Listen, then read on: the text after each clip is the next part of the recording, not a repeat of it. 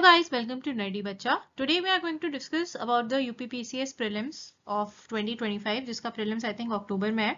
तो अभी तो हमारे पास काफ़ी टाइम है, 7.5 to 8 months है प्रिपेयर करने के लिए. और जिन बच्चों का prelims क्लियर हो जाएगा या जो सोच रहे हैं कि जिनकी कट ऑफ क्लियर हो जाएगी 2024 में, they must be preparing for mains. तो मेंस के लिए मैं एक सेपरेट वीडियो लेके आऊंगी जिसमें मेंस की प्रिपरेशन अभी कैसे कंप्लीट करनी है इतने टाइम के अंदर. We'll discuss about that. So let's begin with the prelims preparation of both GS 1 and 2 for UPPCS prelims 2025. तो पहले तो देखो स्टैटिक पोर्शन. जिन बच्चों ने अभी एकदम स्टार्ट किया है, जिन्होंने पहले स्टार्ट किया था उन्हें तो ऑब्वियसली पता ही होता है कि उन्हें क्या क्या पढ़ना है. They have to like refresh whatever they had studied in the past 1-2 और n number of years जब से वो तैयारी शुरू करी है उन्होंने. तो जिन्होंने अभी तैयारी शुरू करी है, जो कॉलेज में है अपने फाइनल ईयर में, हुआ स्टार्टिंग विद द प्रिपरेशन. तो स्टैटिक दो पेपर्स होते हैं प्रीलिम्स के, एक GS1 होता है, एक GS2 होता है. GS1 में आपके स्टैटिक पोर्शन आते हैं जो आपके सब्जेक्ट्स होते हैं 6 मेन, और करंट अफेयर्स के जो ट्रेंडिंग टॉपिक्स होते हैं और जो इंपॉर्टेंट टॉपिक्स करंट अफेयर्स के होते हैं वो आते हैं. ठीक है, तो पहले हम हिस्ट्री के बारे में देखते हैं. हिस्ट्री में art and architecture, ancient history, medieval history और मॉडर्न हिस्ट्री, ये 4 मेजर पार्ट्स होते हैं हिस्ट्री के. ठीक है, तो उसके लिए आप क्या क्या कर सकते हो, एनसीईआरटीज कर सकते हो. ठीक है, आर्ट एंड आर्किटेक्चर की आपको अगर आप यूपीएससी की तैयारी भी कर रहे हो साथ में, तो एक विजन आईएएस की बुक आती है जिसमें आर्ट एंड आर्किटेक्चर कंपाइल्ड होता है. ठीक है, बहुत मोटी नहीं होती, छोटी बुक होती है, आप कंप्लीट कर सकते हो आसानी से. ठीक है, तो उसमें हिस्ट्री के आर्ट एंड आर्किटेक्चर मेजरली जो होते हैं वो सारे होते हैं उसके अंदर. ठीक है, उसके अलावा एक और एक बुक आती है आर्ट एंड आर्किटेक्चर की, यूपीएससी की. वो थोड़ी मोटी होती है बट उसकी इतनी नीड नहीं होती प्रीलिम्स के लिए. ठीक है, तो ये आप कंपाइल करके इसमें से पढ़ सकते हो. अगर आप वो बुक भी लेनी है तो आप वो बुक भी पढ़ सकते हो, वो बुक भी ले सकते हो. ठीक है, ये नितिन सिंघानिया की बुक होती है, थोड़ी मोटी होती है बट उसमें आपको सारी नहीं पढ़नी, सिलेक्टिव पढ़ना होता है. वो जब आप पढ़ोगे तो आपको समझ में आ जाएगा. फिर एंशिएंट, मिडीवल और मॉडर्न, इसमें एनसीईआरटीज मेजर रोल प्ले करती हैं. एनसीईआरटीज पढ़ो अपने. और मिडीवल में जो है स्पेक्ट्रम जो आती है वो इम्पोर्टेंट है, छोटी सी बुक होती है. तो ये आपको यूपीएससी में भी सेम रहती है स्पेक्ट्रम मॉडर्न के लिए. ठीक है, तो ये पढ़ लोगे. इसके अलावा घटना चक्र होती है, उसमें घटना चक्र में आपको सारे जो प्रीलिम्स के प्रीवियस ईयर के क्वेश्चंस है रिपीटेटिव वो मिल जाएंगे. उसमें से काफी क्वेश्चंस रिपीट भी होते हैं और सोल्यूशन भी होता है काफी बड़ा, तो आप उसको पढ़ के अच्छे से रिवाइज कर सकते हो. ठीक है, ये हिस्ट्री में इतना करना है आपको. फिर ज्योग्राफी में एनसीईआरटीज करो आप बेसिक्स अपने क्लियर करने के लिए. उसके अलावा फिर घटना चक्र से अगेन क्वेश्चंस देख लो पुराने. इन्वायरमेंट एंड बायोडाइवर्सिटी में शंकर आईएएस की बुक आती है. कॉन्सेप्चुअली अगर आपको पढ़ना है तो आपको ये एक बार पढ़नी पड़ेगी, क्योंकि इन्वायरमेंट के बहुत सारे कॉन्सेप्ट्स इस तरीके से होते हैं जो हमने पहले नहीं पढ़े होते हैं, तो वो पढ़ोगे तभी आपको समझ में आएगा.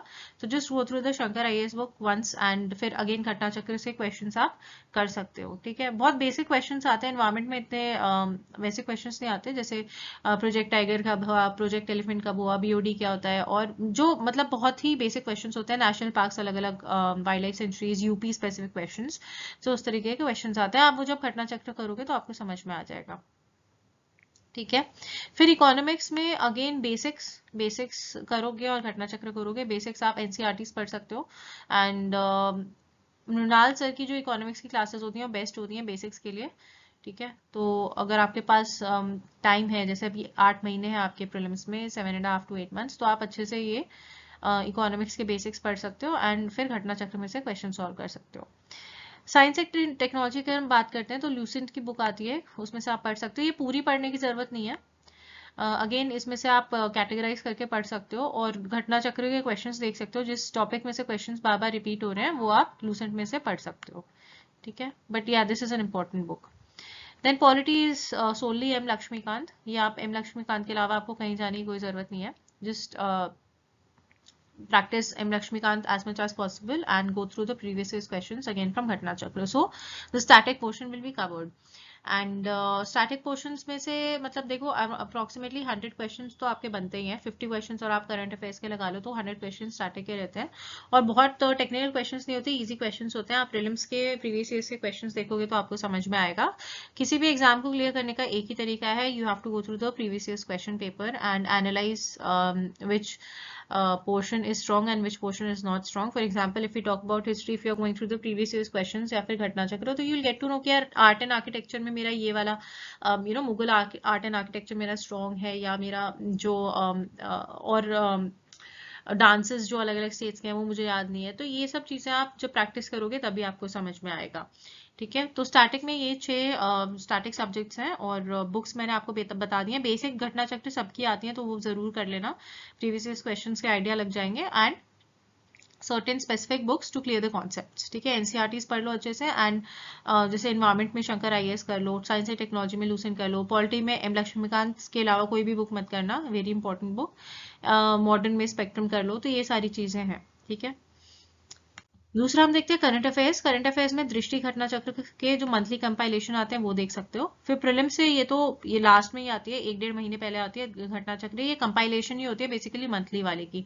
तो अगर आप अभी से तैयारी कर रहे हो तो आप मंथली बुक दृष्टि घटना चक्र की ले सकते हो, या फिर you can go through some current affair sites जैसे जीके टुडे और इस तरह की जो साइट्स होती हैं वो बहुत अच्छी साइट्स हैं। एंड वहाँ पे आपको सारे करंट अफेयर्स के जो टॉपिक्स हैं वो मिल जाते हैं। And apart from that, if you are preparing for UPSC also, then obviously you would be completing the current affairs with it. For example, if you are going through the Vision IAS ones, or if you are going through the Insights one, तो बहुत सारे हैं। But मैं ये नहीं बोलूंगी कि आप सारे कोचिंग सेंटर्स के पढ़ो, एक कोई उठाओ।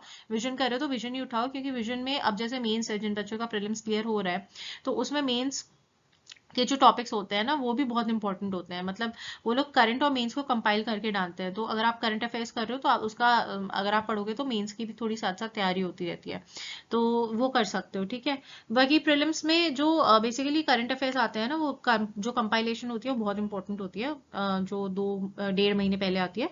तो उसमें से क्वेश्चन बहुत रिपीट होते हैं। तो अगर वो उसका वेट नहीं कर रहा तो मंथली वाली आप पढ़ते रहो। एंड करंट अफेयर साइट्स या फिर कोचिंग सेंटर्स की जो करंट अफेयर्स की बुक्स आती हैं।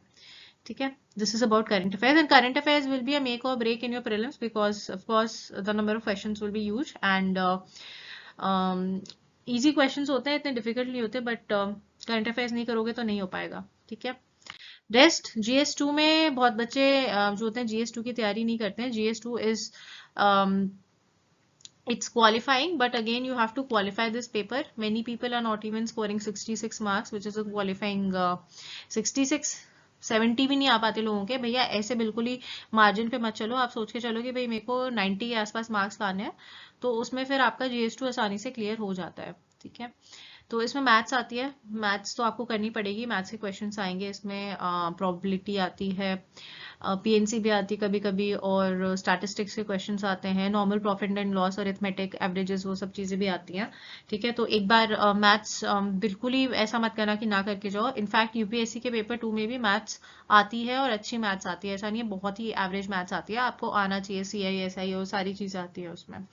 ठीक है, और रेशियो, प्रोपोर्शंस एंड बहुत सारे अच्छे क्वेश्चंस आते हैं। मतलब इतने इजी नहीं होते कि आपने बिल्कुल ही नहीं पढ़ा, आपने 10th में कभी तो बोर्ड दिया था, 12th में दिया और आप जाके दे रहे हो, तो ऐसे मत करना। मैथ्स के प्रीवियस ईयर के क्वेश्चंस देख लेना किस तरीके आते हैं और किस टॉपिक में से सबसे ज्यादा आते हैं। देन इंग्लिश भी आती है इसमें, इंग्लिश भी अच्छे से पढ़ लेना। ठीक है, और प्रीवियस ईयर के क्वेश्चंस देख लेना, इंग्लिश में से काफी पूछते हैं। हिंदी स्पेसिफिक में क्या है ना कि हिंदी की 8th या 9th की अपनी हिंदी की कोई भी बुक ले लेना, वो पढ़ लेना अच्छे से, 5-6 टॉपिक।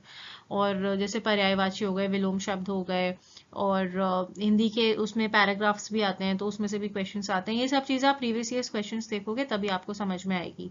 ठीक है, so this is about GS2 and don't take GS2 for granted, because many people are clearing GS1 but they are not able to clear GS paper 2। So GS paper 2 is equally important, don't pay a lot of time to it. But ये है कि maths अगर week है तो maths पे practice कर लो, English अगर week है तो इंग्लिश पे प्रैक्टिस करो, हिंदी अगर वीक है तो हिंदी पे प्रैक्टिस करो। मतलब तीनों चीजें, मतलब 66 या 65 मार्क्स, सॉरी 66 का आप मुंह मत लेके चलो कि 66 ही मुझे लाना है। कम से कम 100 मार्क्स या 90 मार्क्स सोच के चलो, इतने मेरे को लेके आने, तभी मेरा पेपर जो है क्लियर होएगा। ठीक है, so here we have completed the UPPCS preparation for prelims 2025। और अभी मैं इसके जो subject specific previous years questions है घटना चक्र के, I'm going to make a series specifically for that and previous years questions from 2015, ताकि आप practice कर सको। And guys, please do like, share and subscribe to my YouTube channel. Thank you so much.